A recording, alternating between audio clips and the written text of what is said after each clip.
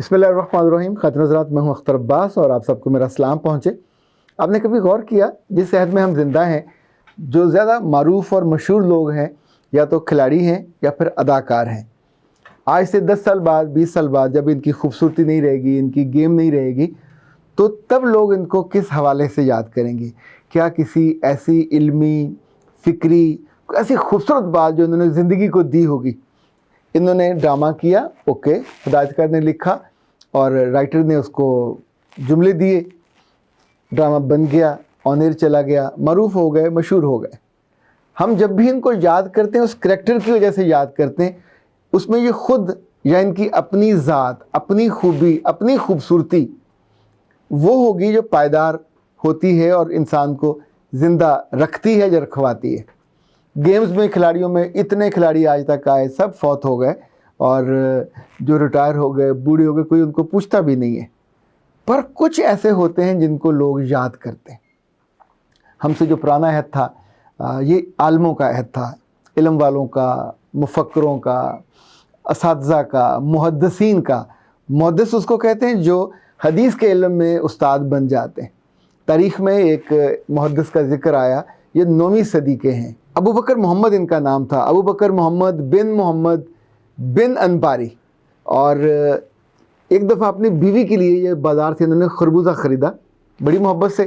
ظاہر ہے علماء کے پاس عام طور پہ پیسے کم ہوتے ہیں، لیکن کبھی ہوں تو اپنے بیوی اور بچوں کے لیے انسان سوچتا تو ہے.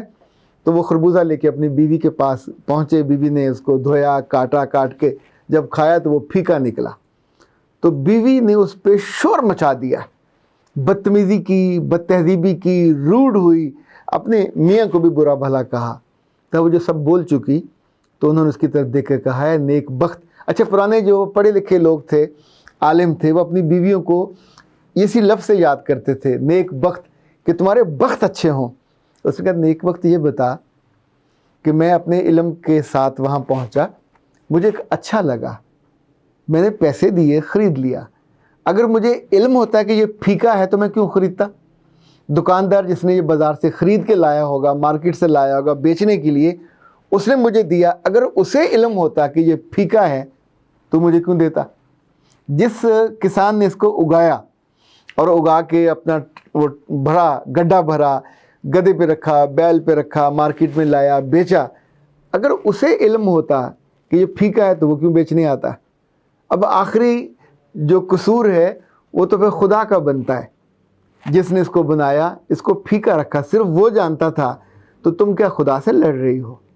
انفیکٹ حکمت کی بات تو بعض دفعہ انسان ایک جملے میں کہہ دیتا ہے، اور وہ جملہ اگر آپ کے دل میں، آپ کی یاد میں بیٹھ جائے تو یقین مانیے آپ کبھی دوبارہ وہ غلطی نہیں کرتے. میں کبھی سوچتا ہوں کہ یہ جتنے اس طرح کے علماء تھے یا محدثین تھے یا جن کو اہل علم کہا جاتا ہے، جب یہ کسی کی زندگی میں ہوں، کسی گھر میں ہوں اور وہ بیوی قدردان ہو تو وہ گھر بہت اچھا بن جاتا ہے. اگر یہ دوستوں کے حلقے میں ہوں تو وہ دوستوں کا حلقہ بہت قابل توجہ بن جاتا ہے. کسی جگہ بھی ہوں، پرانے عہد کے جتنے لوگ تھے ایسے لوگوں کی بہت قدر کرتے تھے. بادشاہوں کے دربار میں جہاں دربان ہوتے تھے، خوش آمدی ہوتے تھے، وہاں وہ علماء کو، اہل علم کو، اہل فکر کو ضرور رکھتے تھے اور ان کی زندگی بھر کی ضرورتوں کو وہ پورا کرتے تھے. آج بھی دنیا کے بہت سے بڑے ادارے ہیں جو بڑے بڑے لوگوں کو اپنے ادارے کے پے رول پہ رکھتے ہیں، ان کی ضرورتیں پوری کرتے ہیں. ان کے ہونے سے، ان کی عقل سے، ان کی دانش سے، چاہے وہ بورڈ میں ہوں، چاہے وہ کسی بھی پوزیشن پہ ہوں، ان سے وہ فائدہ لیتے ہیں. بڑے ایک عالم گزرے، ان کا نام تھا امام ابن جوزی. میں ان کو بہت پسند کرتا ہوں اور میں نے ان کو دیکھا نہیں ہے، ظاہر ہے وہ بہت پرانے عہد کے ہیں، لیکن ان کا جو طرز عمل تھا، جو طرز زندگی تھا، آپ کو حیرت ہوگی کہ یہ ابھی چھوٹے بچے تھے جب ان کے ماں باپ فوت ہو گئے اور ان کی زندگی میں سے جیسے آس امید ختم ہو جاتی ہے. تو پھر کسی نے ان سے کہا کہ اگر تم رونا ہے تو بھوک کے لیے رو گے، تو تم علم کے لیے اگر ایفرٹ کرو، کوشش کرو، بھاگو جہاں سے تمہیں علم کا لقمہ ملے تو تمہاری بھوک مٹ جائے گی. تو اگلے 20 سال اس بچے نے کوئی فرد ایسا نہیں چھوڑا کہ جس کے پاس کتاب ہو یہ وہاں نہ پہنچا ہو. کسی مدرسے میں، کسی عالم میں، جو بھی عالم کہیں اس کے گاؤں میں ان کے آتا تو اس تک پہنچتے. 20 سالوں میں اس نے 20,000 کتابیں پڑھی، 20,000 بکس. اور انسانی تاریخ میں اتنی بڑی عظمت کم لوگوں کو ملتی ہے کہ ان کے ہاتھ پہ یہ کہا جاتا ہے کہ 20,000 سے زیادہ لوگوں نے اسلام قبول کیا۔ اچھا، مذہب بدلنا دنیا کا سب سے مشکل کام ہے۔ آپ اپنے پورے تھاٹس کو، باپ دادا کی روایت کو، ٹریڈیشن کو، سب کو چھوڑ کے ایک نئے بندے کی بات سن کے ایک نیا مذہب، نئے اصول، نئے ضوابط، نئی روایت کو اختیار کرنے جا رہے ہوتے ہو، جو چھوٹا اور کوئی آسان بات نہیں ہوتی۔ ابن جوزی نے ایک بات کہی تھی، مجھے تو بہت یاد ہے اور اچھی لگی۔ انہوں نے کہا تم 3 لوگوں کی کبھی بے قدری نہ کرنا۔ ہوا یوں کہ ان کے سامنے کسی نے کسی اور عالم کا ذکر بڑے برے انداز میں کیا، تیسے تحقیر کی، تو تب انہوں نے کہا کہ تم 3 لوگوں کی کبھی بے قدری نہ کرنا۔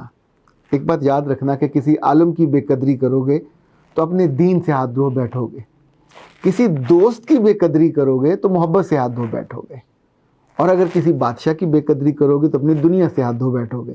اچھا، ہر بات میں جو حکمت ہوتی ہے، اس کی جو لذت ہوتی ہے، اگر آپ اس کو ذرا بڑھاتے جائیے تو انہوں نے 3 کہے، آپ اس 3 کو 13 کر لیجئے، اس 3 کو 30 کر لیجئے۔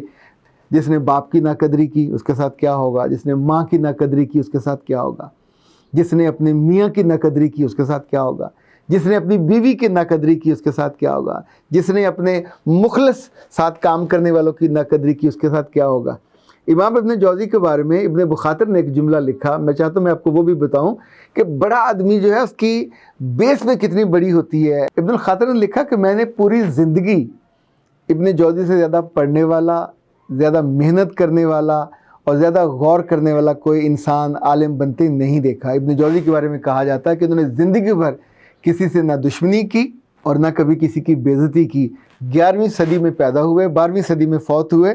عبد الرحمن بن انی بن محمد بن ابو الفراج، یہ ان کا پورا نام تھا۔